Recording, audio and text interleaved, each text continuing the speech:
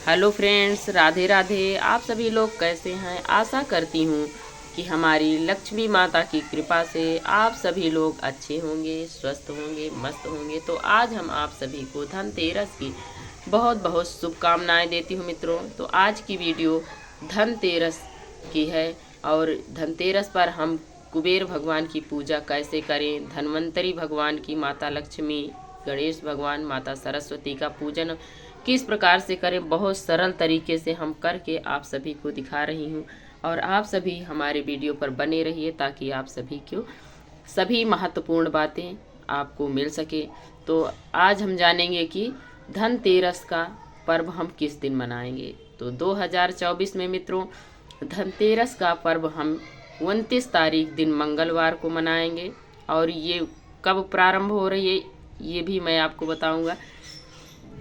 बताऊंगी कि ये 10:32 से प्रारंभ हो रही है और 30 तारीख को दिन बुधवार को दोपहर 1:25 पर ये समाप्त हो रही है। तो उदया तिथि में हमें 29 तारीख को धनतेरस का पर्व मिल रहा है। हमें इस दिन धनतेरस का पर्व मनाया जाएगा और धनतेरस का पर्व जो होता है वो रात्रि में, शाम के समय ये त्यौहार मनाया जाता है। और धनतेरस में धन के देवता कुबेर देवता हैं, कुबेर महाराज। तो हमें धनतेरस के दिन कुबेर महाराज का हमें पूजन करना चाहिए। और इस दिन हमें धन्वंतरी भगवान जो श्री हरि विष्णु भगवान के अवतार हैं, श्री हरि विष्णु भगवान के 12वें अवतार धन्वंतरी भगवान हैं, इनका भी पूजन हम इस दिन औषधि के रूप में मानते हैं और इनका पूजन किया जाता है। और माता लक्ष्मी का पूजन किया जाता है, गणेश भगवान का पूजन किया जाता है, माता सरस्वती। तो हम इस दिन हमें शुद्ध होकर अच्छे से, जहाँ पर हमें माता रानी का पूजन करना है, धन्वंतरी भगवान का, कुबेर महाराज का, तो वहाँ पर हम शुद्ध कर लेंगे और हम भी खुद शुद्ध होकर ये पूजन किया जाता है। तो हम इस दिन गंगा जल जरूर डालकर आप जहाँ पर पूजन करें वहाँ पर क्लीन कर लें। करने के बाद हम लाल रंग का वस्त्र बिछाएंगे। माता लक्ष्मी का अति प्रिय वस्त्र है तो हमें लाल रंग का वस्त्र बिछाना चाहिए। और बिछाने के बाद हम वहाँ पर चावल या पुष्प का आसन देकर माता रानी को हम विराजमान करेंगे। विराजमान करने के बाद हम उन्हें, यदि आप कलश स्थापना कर रहे हैं तो आप कलश की स्थापना कीजिए, नहीं तो आप यदि गौरी और गणेश हैं, लक्ष्मी गणेश, तो उन्हें विराजमान करिए। चावल की ढेरी लगाकर उस पर आप विराजमान करिए। और करने के बाद हम क्या करेंगे, सबसे पहले हम दीपक प्रज्वलित करेंगे जो कि पूजा का साक्षी होता है। तो हमें सबसे पहले दीपक प्रज्वलित करना है। इसके बाद हम एक लोटे में जल लेंगे और हम पुष्प की सहायता से 3 बार हम भाव रूप से सभी को स्नान कराएंगे। यदि आपके पास धातु के हैं तो आप उसे पंचामृत से जरूर स्नान करवाएं धनतेरस के दिन और दीपावली के दिन। और दीपावली का पर्व धनतेरस से ही प्रारंभ हो जाता है। तो हमें यदि धातु की हैं तो आप पंचामृत से स्नान करवाइए, नहीं तो गंगा जल, शुद्ध जल से आप स्नान करवाइए। करवाने के बाद हम माता रानी को चुनरी ओढ़ाएंगे और गणेश भगवान को कलावा समर्पित करें और वस्त्र स्वरूप और जनेऊ समर्पित करें। है तो, नहीं है तो कोई बात नहीं, लेकिन धनतेरस के दिन हमें ज़रूर ले आना चाहिए। बरिस का दिन है, माता लक्ष्मी का दिन है, हमें ज़रूर ले आना चाहिए इन सब चीज़ें, पूजा पाठ की। और फिर माता रानी लक्ष्मी को हम कलावा समर्पित करेंगे वस्त्र स्वरूप। फिर इसके बाद हम सभी को तिलक करेंगे, माता लक्ष्मी को, गणेश भगवान को, माँ सरस्वती को हम सिंदूर का तिलक करेंगे। और कुबेर महाराज का हम पीले चंदन से तिलक करेंगे। और श्री हरि विष्णु भगवान, धन्वंतरी भगवान को हम पीले चंदन से तिलक करेंगे। करने के बाद हम उन्हें पुष्प अक्षत आदि समर्पित करेंगे सभी को। करने के बाद हम धूप दीप जलाएंगे। दीप तो हम जला लिए हैं, धूप भी जला देंगे। और इसके बाद हम भगवान जी को भोग प्रसाद समर्पित करेंगे। तो इस दिन धान के लावा, और जिसको कील बोलते हैं, धान का लावा हमारे यहाँ बोलते हैं, तो धान का लावा और बतासे समर्पित किया जाता है, हाथी घोड़े आदि। इसलिए कि दीपावली पे और धनतेरस पर्व पे ये सब चीनी की मिठाइयाँ बहुत प्रिय होती हैं सभी को, तो ये उस दिन इसी का भोग लगाया जाता है। और गणेश भगवान को आप जो भी आपके पास मीठा हो वो आप भोग लगाए। लड्डू हो तो और अच्छी बात है, इसलिए गणेश भगवान को लड्डू बहुत प्रिय है, या कोई भी मिठाई हो आपके पास तो ज़रूर भोग लगाएं। और भोग में हमें जल विशेष ध्यान रखना है कि जब भी हम पूजा पाठ में भोग लगाएं तब हम जल विशेष प्रकार से याद रखें कि जल हम ना भूलें, रखें। और इस दिन धनतेरस के दिन हमें कोई ना कोई बर्तन जरूर ले आना चाहिए, तांबा, पीतल, सोना, चांदी। इन 4 चीज़ों में से हमें एक चीज़ जरूर ले आना चाहिए। यदि नहीं है आपके पास तो आप स्टील का ले लीजिए, लेकिन ले आइए ज़रूर। और इस दिन झाड़ू भी ले आई जाती है, जो कि माता लक्ष्मी का स्वरूप माना जाता है। और इस दिन हमें धनिया का प्रसाद जरूर चढ़ाएं, इसलिए कि यदि आप धनिया का प्रसाद बना सके तो धनिया का प्रसाद बनाएं, नहीं तो आप धनिया, खड़ी धनिया खरीद कर ले आएं और धन्वंतरी भगवान को धनिया औषधि के रूप में उन्हें भोग लगाएं, समर्पित करें। और इस दिन नहीं है तो आप हरी धनिया ज़रूर ले आइएगा, अपने घर में भोग प्रसाद में बनाकर सभी परिवार में खाइएगा। और इस दिन हमें धनिया किसी को दान नहीं करनी चाहिए। कहते हैं कि अपने घर की माता लक्ष्मी मानी जाती हैं, और उन लक्ष्मी को आप किसी को दे देंगे तो आप कंगाल बन जाएंगे। तो हमें इस दिन धनिया को धन मानते हैं, लक्ष्मी मानते हैं, तो हमें नहीं देना चाहिए किसी को।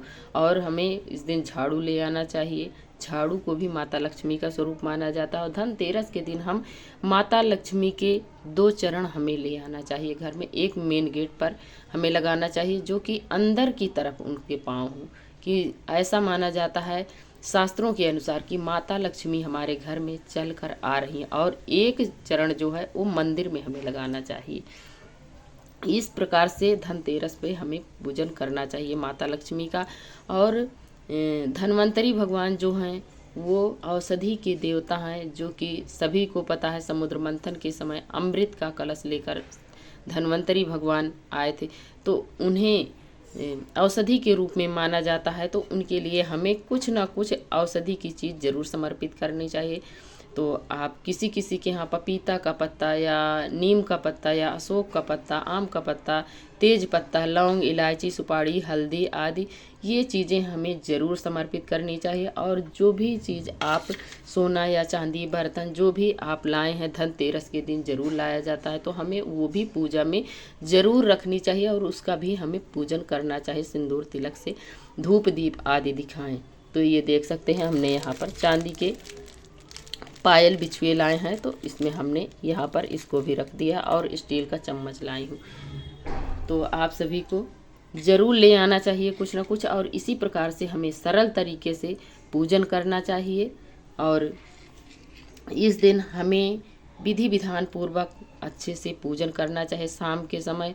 और इसी दिन धनतेरस के दिन यम का दीपक जलाया जाता है मित्रों, जो कि रात्रि में जलाया जाता है। जब घर के सभी सदस्य घर के अंदर आ जाते हैं तब उसका पूजन किया जाता है। दीपक को हम घर में चावल या आटे से हमें स्वास्तिक बना लेना है, और बनाकर हम अच्छे से उसी पर दीपक को रख के हमें वहीं पर 4 बाती का हमें दीपक बनाया जाता है। हो सके तो आटे का बनाइए, नहीं कच्ची मिट्टी का जो आता है दीपक, उसमें आप 4 बाती का दीपक जलाएं। और जलाने के बाद उसे हल्दी, चंदन, कुमकुम आदि से तिलक करें और पुष्प आदि चढ़ाएं।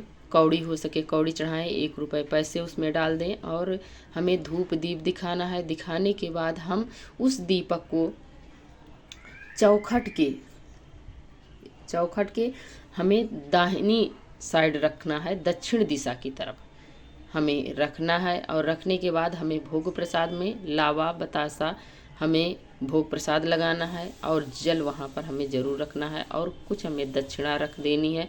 और जितने भी घर के सदस्य हैं उसे उस दीपक का परिक्रमा लगाएंगे, और लगाने के बाद लगा के सीधा अपने घर को आएंगे अंदर। पीछे मुड़कर हमें यम का दीपक नहीं देखा जाता है, और हाथ जोड़कर हमें यम देवता से क्षमा याचना करनी होती है। और कहते हैं कि जो 4 ज्योति का दीपक होता है, चारों दिशाओं से जो हमें बाधाएं हमारे ऊपर आ रही हैं, उस बाधाओं को यम देवता चारों दिशाओं को रोक लेते हैं और हमारी रक्षा करते हैं। इस प्रकार से हमें उनसे हाथ जोड़कर प्रार्थना करनी होती है। और कहते हैं यम का दीपक जो जलाता है उसके यहाँ अकाल मृत्यु नहीं होती है। तो इसीलिए हमें सभी को धनतेरस के दिन अवश्य जलाना चाहिए। और जो व्यक्ति एक दिन जलाता है वही जब तक वो दीपक किसी किसी के यहाँ एक दिन जलाया जाता है, किसी किसी के यहाँ 5 दिन तक। तो जो एक दिन जलाएगा वही व्यक्ति 5 दिन तक जलाएगा, बदल बदल के नहीं लगाते हैं। तो हमें इसका विशेष ध्यान रखना है कि जो जलाए एक दिन वही दूसरे दिन भी जलाएगा।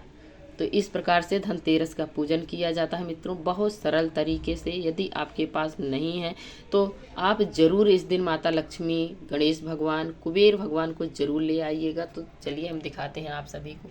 यहाँ पर हमारे कुबेर भगवान विराजमान है, देख सकते हैं। तो हमने यहाँ पर पीले चंदन का तिलक लगाया है। इस प्रकार से हम माता लक्ष्मी का पूजन करते हैं विधि विधान पूर्वक। यदि हो सके तो आप माला ले आइए पुष्प का, उसे समर्पित करें। नहीं है तो आप जो भी आपके पास पुष्प है उसी को आप चढ़ाइए और विधि विधान पूर्वक हमें पूजन करना है। और पूजन करने के बाद हम भगवान को भोग प्रसाद पवाएंगे। पवाने के बाद हम उनकी आरती करेंगे, धूप दीप दिखाएंगे। दिखाने के बाद हम हाथ जोड़कर प्रभु से क्षमा याचना करेंगे। अपनी पूजा में रही कमियों के लिए हाथ जोड़कर क्षमा मांगेंगे। और इसके बाद पूजा में रही कमियों के लिए हमें दक्षिणा मित्रों जरूर चढ़ाना चाहिए। तो आप सभी देख सकते हैं हमने यहाँ पर जो भी आपके सामर्थ्य के अनुसार हो वो आप दक्षिणा जरूर चढ़ाएं। इस प्रकार से धनतेरस का पूजन किया जाता है मित्रों। तो इस तरह हम पूजन करें। और जो भी हम भोग प्रसाद चढ़ाए हैं मित्रों इसको हमें दूसरे दिन हमें उठाना है। और ये जो तेज पत्ता है, लौंग, इलायची, हल्दी, ये सब हमें अपने यूज में ले लेना है। और जो भोग प्रसाद है उसको भी हम चाहे तो किसी को दान भी कर सकते हैं, प्रसाद है दान भी कर सकते हैं और अपने घर परिवार में भी बांट कर खा सकते हैं। और जो धनिया है मित्रों इसको हमें किसी को दान में नहीं देना है। ये सारी चीज़ें हमें अपने घर के सभी सदस्यों में मिल बांट कर खाया जाता है। इसलिए कि माना जाता है धनिया धन मानी जाती है माता लक्ष्मी। तो हमें इस दिन बिल्कुल नहीं देना है। किसी को ध्यान रख कर हमें इसका विशेष ध्यान रखना चाहिए कि हमें किसी को नहीं देना चाहिए। उस दिन हमें झाड़ू भी किसी को नहीं देना चाहिए। झाड़ू का भी पूजन करना चाहिए इसी समय। जब माता लक्ष्मी का पूजन हम धनतेरस के दिन करेंगे उसी समय हम एक बगल दिशा देखकर हमें रखना है। हमें पूरब पश्चिम झाड़ू को रखना है, या तो दक्षिण और पश्चिम, या पूरब दक्षिण की तरफ नहीं, उत्तर या पूरब रखना है या पश्चिम रखना है। इसी दिशा को देख लेना। दक्षिण की तरफ हमें बिल्कुल नहीं रखना है। और रख कर हमें झाड़ू को सिंदूर मित्रों नहीं चढ़ाया जाता। हमें लक्ष्मी तो है मानी जाती है, लक्ष्मी ही है, लेकिन उसमें झाड़ू में सिंदूर नहीं लगाया जाता है। तो हम उन्हें वस्त्र स्वरूप कलावा समर्पित कर देंगे, थोड़ी हल्दी समर्पित कर देंगे। और उन्हें हम भोग प्रसाद में ये हाथी घोड़े, खील बतासे, ये सब भोग प्रसाद, जल वगैरह, दक्षिणा हम जरूर चढ़ाएंगे। और सिंदूर हमें नहीं चढ़ाया जाता है मित्रों। इसको आप सभी देख लीजिएगा, हमारे यहाँ नहीं किया जाता है। तो आप सबके यहाँ जैसे रीति रिवाज के अनुसार हो उस प्रकार से आप कीजिएगा। तो आज की वीडियो मित्रों यहीं तक है। और आप सभी को यदि थोड़ी भी अच्छी लगे तो हमें लाइक सब्सक्राइब करना ना भूलिएगा। और प्यारा सा कमेंट लिखकर हमें ज़रूर बताइएगा कि ये वीडियो आप सभी को कैसी लगी। और यदि थोड़ी भी यूजफुल हो तो आप हमें लाइक करना ना भूलें। ये आपके एक लाइक से हमें बहुत हिम्मत एवं प्रेरणा मिलती है, तो आप ज़रूर कीजिएगा। और यदि आप सभी अभी तक हमारे वीडियो को नहीं सब्सक्राइब किया है तो जल्द से जल्द आप सब्सक्राइब करें और बेल आइकन को प्रेस कर दें, ताकि हमारे आने वाले वीडियो का नोटिफिकेशन आप सभी तक सबसे पहले पहुंचे। तो वीडियो देखने के लिए आप सभी को मित्रों बहुत बहुत धन्यवाद। जय श्रीमन्नारायण भगवान की जय हो। तो